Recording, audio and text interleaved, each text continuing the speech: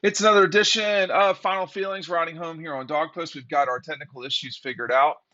Matt, we're moving forward here. Georgia's a massive, massive favorite. There's going to be rain in the area for the dogs. What are you looking for on Saturday? And then we're going to talk to Ryan about Kirby being in a grumpy mood. So grumpy Kirby. Um, I want to see again the game over with early on. Want to see those backups get in. We saw a lot of guys play against Oregon, especially in the second half, and just want to see more of that from Sanford. I want to see some Brock Vandegrift, some Gunnar Stockton, some Oscar Delp. I want to see maybe more from the cornerbacks. Dalen Everett get his chance to make some plays. Jalen Walker at linebacker. So want to see some more guys get experience, get their feet wet. They're going to be wet because I do think it's going to be a sloppy, rainy day, but get it over with quickly, no injuries. Again, that can be a little difficult, when the weather appears to be as bad as it looks like it's going to be. But just a safe, healthy game where we see a lot of new faces, Ryan. Yeah, I don't think this game's gonna last the full 4 hours if it's raining and they're just handing the ball off a lot. I also don't think this is a game where we really see Stetson Bennett in the second half. I think the 5 minute mark in the third quarter is where they pulled him for Carson and Oregon. I think we will see a little bit of Brock Vandegrift. I don't know if they'll go 4 deep. You think they'll go Gunnar Stockton too, Matt?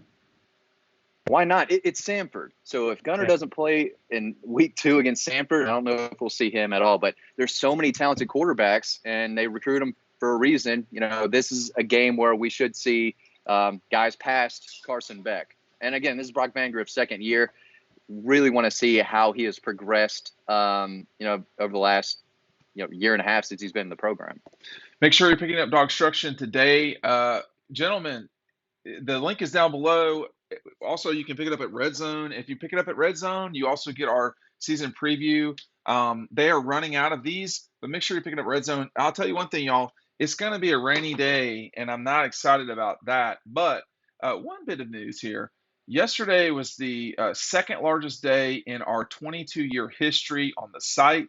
We want to thank everybody who watches. And when I say the site, I mean on Dog Post, which means if you're watching these videos, which we really do appreciate, it matters a lot to us. You're not going to the site, you're missing all of the in depth stuff. We can only talk about so much stuff here. One thing I wanted to talk about with y'all is, Carson Beck. I want to see Carson Beck for a significant chunk of this game. I want to see where we're really at here. And, what where do we go from here, Matt? I know you've got some stuff going on, but where do we go from here with Carson? I mean, he is in line to be the next starting quarterback at Georgia, but we need to see what we're working with. I think the staff is pulling for Carson to be the next guy after Stetson. I think they were trying to get him ready to be the guy if Stetson were to have left after this year, but I think he's deserved it. I think he's played well. He's been, this is his third year in the program.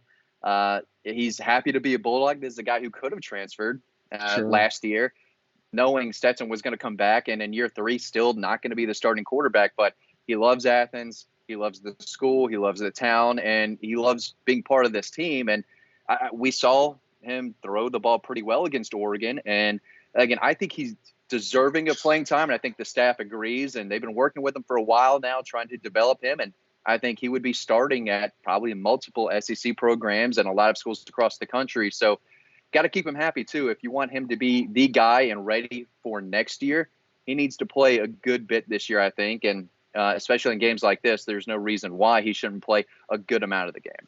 You're going to see us jump up sometimes in these videos. Things pop up, so if that happens, y'all just cut us a break. Ryan, what if you're Carson? This is year 4, and this is me projecting. I don't know anything, okay? But it would be frustrating to think that you're gonna be there a couple of times. I thought it would have been too young in 2020, but even then he could have gotten some playing time. He got a little bit against Missouri. He's got to. Yeah, I'm sure he's fighting. Hey, I should be playing slash I could be starting somewhere. With I've got a golden opportunity for maybe a 2-year period or a year period after Stetson Bennett leaves to win the national championship, to get drafted in the top whatever. I don't know if there's limits on these players now, in terms of the draft. What do you think Carson's thinking? Now, this is us projecting, but still. Well, I think the original quote unquote plan was probably for him to be the guy this year after the under the assumption that JT was going to have a good year and then go to the NFL draft. None of that happened. It didn't work out that way. But I think the original plan was probably for him to step in this year during his third year and be the guy, as we hear, little baby action in the background. But Baby I, making action or? yeah.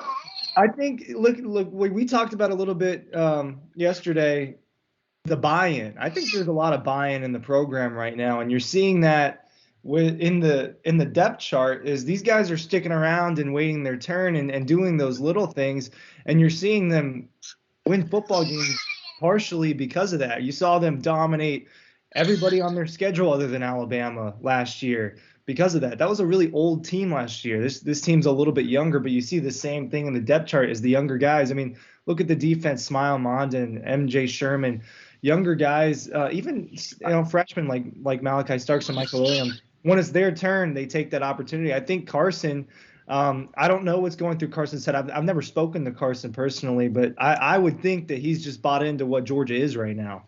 Well, and it could just be that this team is a younger team, but now we're starting to see that older guys that haven't played tons. I thought MJ Sherman looked okay the other day. I have to tell you, Nazir, who has been in the program as long as MJ Sherman has, yeah, Marcus Rosemary-Jack Saint, he had a good day.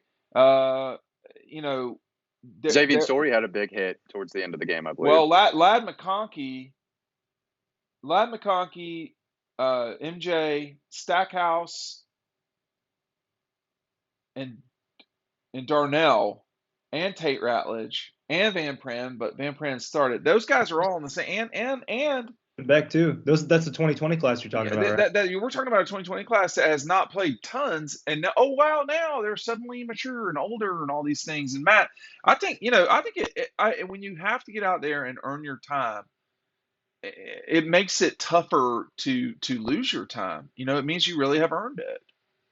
Yeah, I think Darnell Washington is another guy who played a little bit as a freshman and some last year too. But this is a guy who I think college football experts across the country who saw what he did against Oregon are like, wow, I mean, Georgia's got this guy now. Well, he's actually been on the team. This is his third year, but we're seeing him stay on the field because he's such a terrific blocker. And then when he does get the ball in the passing game, I mean, he's a bowling ball. He's tough to bring down. So you have a lot of guys like that who are really coming into their own and playing like the high 4 and 5-star guys that they recruited out of high school. So they're just getting better. The more and more these guys start to play, the more, again, it's all about experience too. And those guys in the 2020 class especially are really starting to become the guys that they recruited. Okay, Ryan, Kirby yesterday was a little bit grumpy. Kirby, he said the perspective was on Monday, the Dogs had their best practice of the season, and then on Tuesday they had their worst. That's not great. I mean, again, you're going to hear me go on about this. You want to have good practices, as many as possible, and you don't want to have you don't want to be jumpy with practices where one is so exceptional and the next is that bad. I mean, going backwards after having your best one is understandable. Going all the way to the bottom of the trough, no. So that's what I wonder. Grumpy Kirby is always a lot of fun. Yeah, I think it's weird that they follow up their best practice with their worst one. I don't know what happened when they went to sleep and it just changed.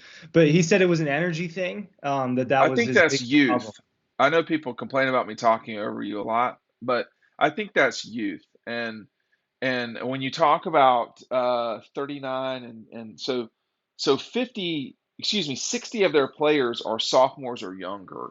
Where you see that is not necessarily on game day, it is in practices because the vast majority of your team are either walk-ons or there's 60 of them are sophomores or younger. So that's what I think. But anyway, Ryan, go ahead. I think not quite exactly a year ago, but I remember in the first 4 weeks of the season, I think something similar happened where Kirby was really upset about a practice for very similar reasons. I mean, it was almost a year ago. I think they'll be fine. You know, you don't want, now that they're in the season, they've been doing this for months. They started practicing in March, probably doing workouts in February. So you don't want to see that, you know, leading up, like you've already played a game.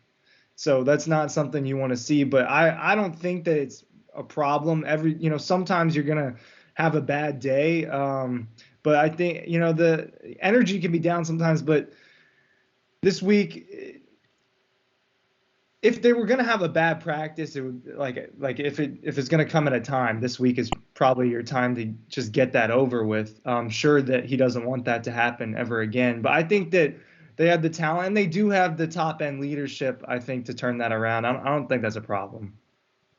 Real quick, I just want to say they probably did get better with this practice, but it's just not up to Kirby's standards. We don't know how bad a practice it actually was. It still was probably a good practice by a lot of people's standards, but Kirby said yesterday, this, and Chris Smith did too, this is Georgia standard, this is the Georgia way, and it is 100% every rep, every play, every practice. So I don't think it's something, you know, that should worry anyone, and it probably only worries Kirby and his staff, but I'm sure the team got better, but they just didn't practice up to Kirby standards, which is, you know, as high as possible. This is, again, they're at a program where it's championship or bust every year, and at practice it is 100% or bust. So I still think they're getting better and better, but we'll see how they are at practice today. I expect it to, you know, be a lot better than yesterday. So Kirby's going to be on those guys.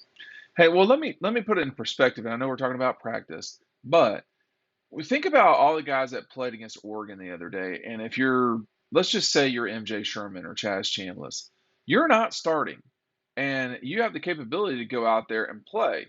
You need as many good practice situations, whether you're practicing really well or not. You need as many good practice situations to catch and pass the guys that are in front of you. When you don't have those moments in practice, even though you're prepared, it's a bit of a wasted practice because the environment is not conducive to competition that you'd really, really like.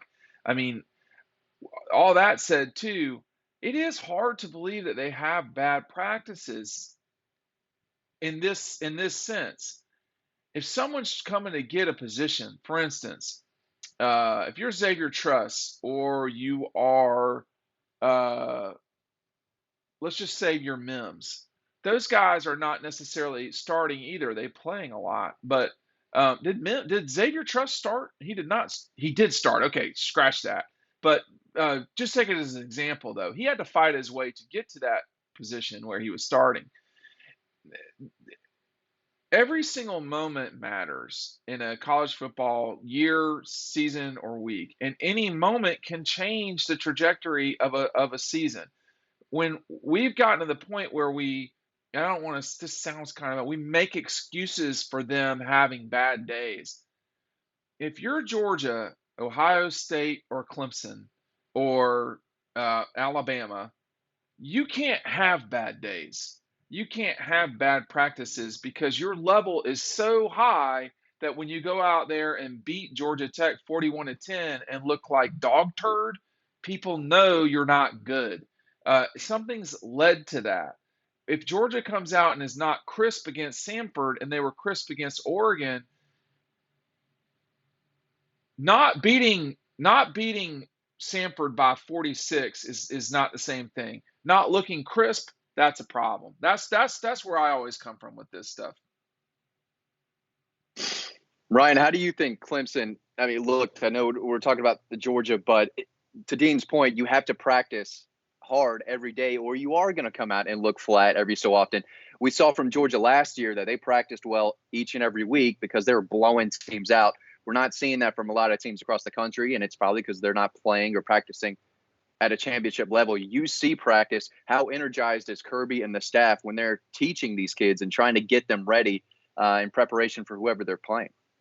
Yeah, the Georgia staff is just into it at practice, man. All of them are, you know, they're not afraid to get into somebody. They're screaming left and right. I mean, they're not messing around, and all the players that have been asked about it will have told us practice is harder than the games, and I don't think it's very close in their eyes by the way that they answer the question. As far as Georgia Tech goes, the Clemson game, I thought Clemson lacked a little bit of punch. I thought they should have beat that Tech team's bad. They should have beat them by more. Like that Klubnik kid behind DJU. I like that guy a lot. But as far as Georgia goes, like from top to bottom, I really think that Kamari Lassiter talked about that standard yesterday. You talked about the standard. I think the standard just gets higher and higher for Georgia as we're moving on. And I really think that there's this top to bottom buy-in of this concept of just being excellent. There's going to have to be a standard that's that high because Alabama, Ohio State, and Georgia, y'all know, have recruited at a level the likes of which the rest of college football has not. And you could see that this weekend. Ohio State had probably the best win, although Georgia's was very good. If you're going to beat those teams, or what Kirby says, and he's correct, we're not practicing to beat anybody. We're practicing to beat everybody. Well, you're going to practice to beat everybody. You got to do it every single day. And we know that. Why did we have the biggest day, second biggest day in our 22-year history? Because we're doing the right things consistently over and over and over again, and it adds up quickly. Matt, Georgia now ranked number 2 in the country, hopping Ohio State. Comments? I think that's probably right. When you beat the number 11 team by 46 points, Ohio State looked a little better than I thought. I thought going into that game, really? Notre Dame and Ohio State were a little overrated. Yeah, I just thought that they need to figure out how to beat teams like that and not outscore them. And they had I thought Notre Dame played a little better than what I thought. I think Notre Dame was playing not to get blown out. So it was a different game than Ohio State had to play. I thought it was still a convincing game. They were clearly the better team. And again, Notre Dame, I think, is overrated, but they're still number 5. And when you convincingly beat the number 5 team in the country the way they did, even though it didn't look like your classic Ohio State win, I still think you have to give them a lot of credit. But I understand why Georgia jumped in, because it was just they bullied Oregon. And people thought Georgia was going to win convincingly. I think everyone thought they were going to cover. I don't think a whole lot of people thought they were going to win by 46. And it was the way they did it, like Ryan said in Riding Home, 7 straight possessions on offense, scoring a touchdown. It was really, really impressive. So I'm not surprised really at all. I do think it's those 3 teams, a big gap, and then the rest of college football. Ryan, I want to say this first. I think it's those 3 in Michigan for now. It may be Alabama and Georgia, and then a gap, and then Michigan and Ohio State, and then a really big gap. But I think I would classify Michigan in there. What'd you make of that, Ryan, of them jumping? I think it's right for now. Those 8, but like I said, I need to see more. I need to see more before I can have like a deeper opinion about it.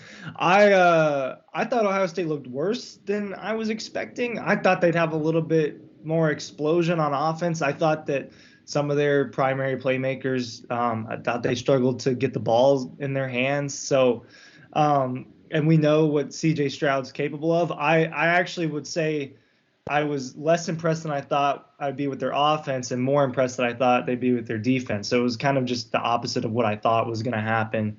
But I think it was the right choice. Georgia was much better than Ohio State was on Saturday, in my opinion. Now, I do think Notre Dame's a much better team than Oregon, but It's the way that Georgia did it with just ease. They just didn't struggle. I mean, and even when they did struggle, they didn't let up points. The bend but don't break policy was very much in play, but they didn't struggle to score at all. I mean, they just flew down the field methodically.